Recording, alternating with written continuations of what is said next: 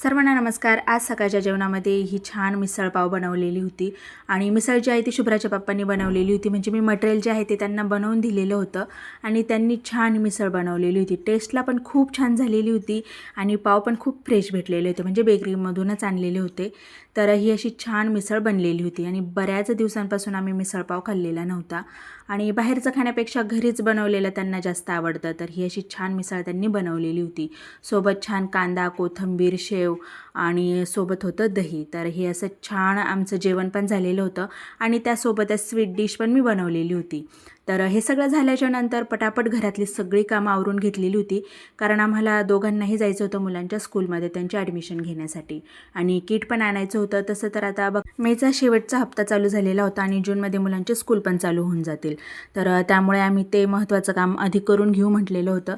तर दोघंही जण निघालेलो होतो आणि तशी तर शुभ्रा होती आमच्यासोबत, पण मग विवान त्याच्या मामाच्या गावाला गेलेला होता। जवळजवळ 10-12 दिवसांपासून तो तिकडे गेलेला होता। तर त्याची जी बॅग आहे ती मीच आणलेली होती। तर दोघांच्याही बॅगी इतक्या जड होत्या आणि किटमध्ये दरवर्षी त्यांना ही अशी बॅग, वह्या, पुस्तकं, त्यानंतर कलर बॉक्स, पेन्सिल बॉक्स आणि कंपॉस हे असं सगळं भेटतं। तर दोघांचेही आणलेले होते। आता हे आणल्याच्या नंतर त्यांना कवर वगैरे लावणं सगळ्या गोष्टी होत्या। त्यानंतर आम्ही आलेलो होतो इथे पोंग्यावाल्या भाभींकडे। तर म्हणजे त्यांचं काही काम होतं, त्यांचा फोन आलेला होता, तर त्यासाठीच मी गेलेली होती भाभींकडे। तर त्याचा एक छोटासा व्हिडिओ मी घेतलेला होता, कारण भाभींकडचे ज्या वस्तू आहेत त्या आम्हाला सगळ्यांना खूप आवडतात। म्हणजे त्या घरीच बनवतात। त्यामध्ये त्यांचे पोंगे असतात, रसगुल्ले असतात, वाटीचे पोंगे, असे बऱ्याच 2-3 प्रकारच्या वस्तू त्या बनवतात आणि चांगल्या असतात। त्यामुळे आम्हाला काही पाहिजे असेल तर तिथूनच आम्ही आणतो। तर मी हे येताना छान रसगुल्ल्यांचं पॅकेट आणलेलं होतं। तर माझ्या विवानला आणि शुभ्राला दोघांनाही हे खूप आवडतात, पण विवान काही इथे नव्हता, मग ते शुभ्रासाठी मी आणलेलं होतं।